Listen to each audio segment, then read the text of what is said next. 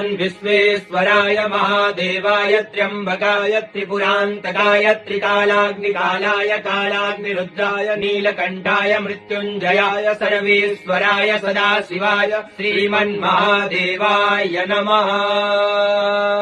ॐ नमस्ते अस्तु भगवन् विश्वेश्वराय महादेवाय त्र्यम्बकाय त्रिपुरान्तकाय त्रिकालाग्निकालाय कालाग्निरुद्राय नीलकण्ठाय मृत्युञ्जयाय सर्वेश्वराय सदाशिवाय श्रीमन्महादेवाय नमः।